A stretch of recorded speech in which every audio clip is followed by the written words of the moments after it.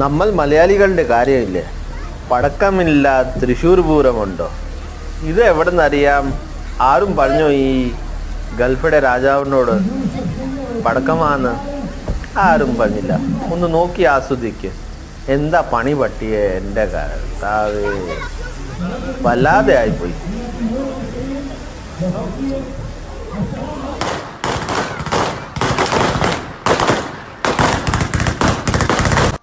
പടക്കത്തിലെ ശബ്ദം കേട്ടപ്പോൾ തോക്കടെ വെടി വെക്കുവാന്ന് വിചാരിച്ചു.